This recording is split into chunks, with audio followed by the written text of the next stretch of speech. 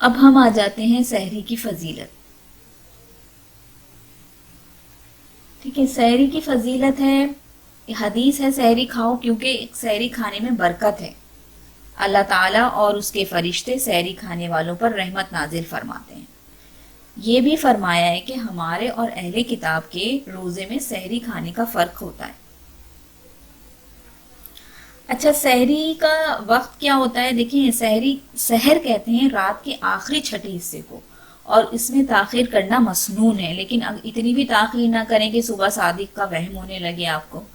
ٹھیک ہے، سحری ختم ہونے کا وقت متعین ہے. سائرن اور اذان اس کی ایک علامات ہوتے ہیں جیسے کہ مسجد میں ہوتے ہیں.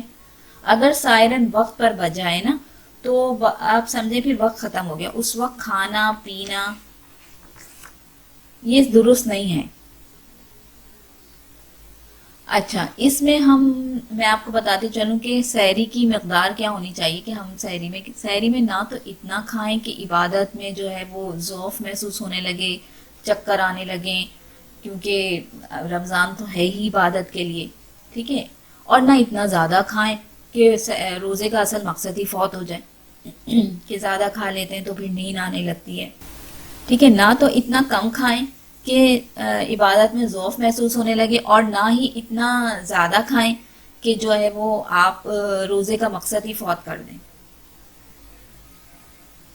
اچھا، اب ہم آ جاتے ہیں سحری کی کوتاہیاں، جو ہم کیا کیا کرتے ہیں.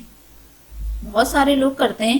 میں آپ کو بتاؤں، بعض لوگ تراویح پڑھ کر کھانا کھا کر سو جاتے ہیں اور کہتے ہیں بھائی ہمیں سحری میں نہیں اٹھانا، ہم تو نیت کر کے سو رہے ہیں. بہت سارے لوگ اس طرح کرتے ہیں تو وہ سحری کے ثواب سے محروم رہتے ہیں. یہ سحری کی کوتاہی ہے. اور بعض لوگ ایسے ہوتے ہیں جو سحری کھا کر فجر کی نماز پڑھے بغیر یا پھر گھر میں ہی پڑھ کر سو جاتے ہیں. یہ بڑی محرومی کی بات ہے کہ رمضان کا مہینہ ہوتا ہے، آپ تو اٹھے ہوئے ہی ہوتے ہیں سحری کھانے کے لیے نا، تو اس میں آپ اس سے بھی فائدہ اٹھائیں کہ آپ جو ہے نماز جماعت سے پڑھیں، یا خواتین گھر میں نماز پڑھیں. بعض کہتے ہیں ہم بعد میں پڑھ لیں گے، ابھی ہمیں نیند آ رہی ہے، تھوڑی دیر بعد پڑھ لیں گے. وہ تھوڑی دیر نہیں ہوتی، وہ پھر سورج ہی نکل آتا ہے، وہ وقت ہی ختم ہو جاتا ہے نماز کا. بعض لوگ سحری کھانے میں اتنی تاخیر کرتے ہیں کہ وقت ہی نکل جانے کا خطرہ ہوتا ہے. یہ سراسر بے احتیاطی ہے، کیونکہ بعض لوگ دیکھیں یہ کرتے ہیں کہ بھائی جب سائرن ہوگا نا تب مجھے پانی کا گلاس دینا. لیکن احتیاط یہ ہے کہ سائرن ہونے سے پہلے ہی آپ سحری روک دیں. ٹھیک ہے، بعض لوگ سمجھتے ہیں کہ بس آخری گلاس ہم سائرن کے وقت پئیں گے تو ہمیں روزہ نہیں لگے گا، لیکن ایسا کچھ نہیں ہے. اور ہو سکتا ہے سائرن وقت پہ بجاؤ تو پھر آپ کا روزہ درست ہوگا. اچھا، میں آپ کو چند باتیں اور بتاتی چلوں روزے کے حوالے سے، کہ بعض لوگ یہ سمجھتے ہیں کہ صرف کھجور سے ہی افطار کرنی چاہیے، ہے نا، اور کھجور نہ ہو تو نمک رکھ لینا چاہیے. یہ ٹھیک نہیں ہے. اگر آپ کے پاس کھجور نہیں ہے تو آپ پانی سے ہی افطار کر لیں. میں اس کے بارے میں آپ کو ایک حدیث بتاتی ہوں. حدیث میں ہے جب تم میں سے کسی کا روزہ ہو تو وہ کھجور سے افطار کرے، اور اگر کھجور نہ پائے تو پانی سے افطار کر لے، اس لیے کہ پانی کو اللہ تعالیٰ نے ظاہر اور باطن کو پاک کرنے والا بنایا ہے. ٹھیک ہے، افطار میں بھی ہم بہت ساری کوتاہیاں کرتے ہیں. کس طرح سے کرتے ہیں ہم اس طرح سے کرتے ہیں کہ کم سن بچوں کی روزہ کشائی رکھ لیتے ہیں. ٹھیک ہے، افطار پارٹیاں رکھ لیتے ہیں. اس سے کیا ہوتا ہے؟ اس سے یہ ہوتا ہے کہ کوئی نماز پڑھ پاتا ہے، کوئی نہیں پڑھ پاتا، جماعت تو نکل ہی جاتی ہے. اس قدر کھانے میں لگے ہوئے ہوتے ہیں، ایسے ٹوٹ کے پڑتے ہیں افطار پارٹیوں میں کہ بس اس کے بعد تو شاید ہمیں ملے گا ہی نہیں. تو وہ جماعت کا بھی خیال نہیں رہتا لوگوں کو.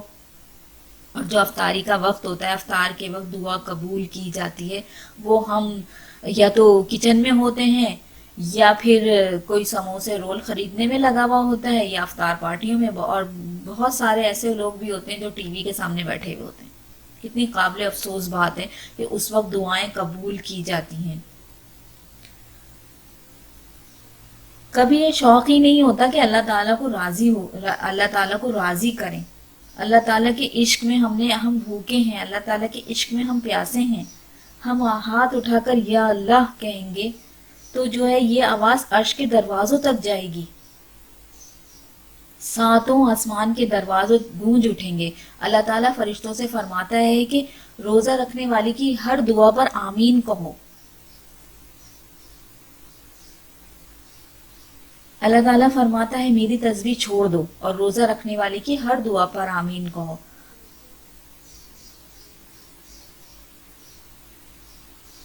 اللہ تعالیٰ فرشتوں سے فرماتا ہے کہ روزے دار کے سامنے دیکھو کھانا بھی رکھا ہوا ہے، پانی بھی رکھا ہوا ہے، یہ کیوں نہیں کھا رہا، یہ کیوں نہیں پی رہا؟ تو فرشتے کہتے ہیں کہ یہ آپ کی محبت میں نہیں پی رہا. تو اللہ تعالیٰ فرماتے ہیں گواہ رہنا، میں نے اس کی تمام گناہوں کو معاف کر دیا. اور اس وقت ہم جو ہے وہ یا تو کچن میں لگے ہوئے ہوتے ہیں یا پھر ہم دسترخوان سجانے میں لگے ہوئے ہوتے ہیں. اس لیے بہتر یہ ہے کہ افطار سے آپ 10 منٹ پہلے دسترخوان لگا کے اپنے آپ کو بالکل فارغ کر لیں اور دسترخوان پہ بیٹھ کر آپ دعا مانگیں. وہ دعا قبول کی جاتی ہے، فرشتے اس دعا پہ آمین کہتے ہیں. تو یہ آپ کوشش کریں کہ 10 منٹ پہلے یا اپنی لسٹ میں لکھیں کہ 10 منٹ پہلے دسترخوان لگانا ہے میں نے، افطار سے 10 منٹ پہلے. تو انشاءاللہ جب آپ نیت کریں گی تو دیکھیں انشاءاللہ یہ بھی ہوگا. جیسے ہم پہلے سے ساری تیاری کر لیتے ہیں تو اس میں ہم اس کو بھی شامل کریں. دوسری بات میں آپ کو یہ کہوں گی کہ دیکھیں خدا کے لیے افطار میں ٹھنڈا پانی نہ پئیں.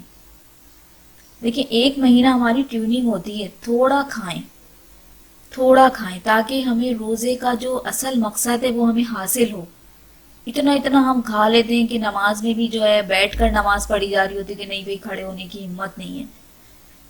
اور ٹھنڈے پانی کا میں آپ کو کیوں کہہ رہی ہوں، دیکھیں سارا دن جو ہمارا انجن ہے نا وہ گرم ہوتا ہے اور اس پر آپ برف والا ٹھنڈا پانی پھینکتے ہیں تو کیا ہوگا؟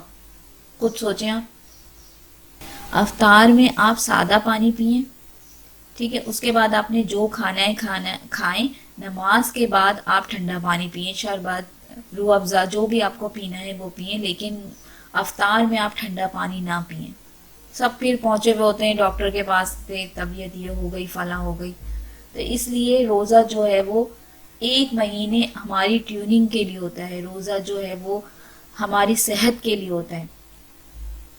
تو اس بات کا بھی بہت زیادہ خیال رکھیں.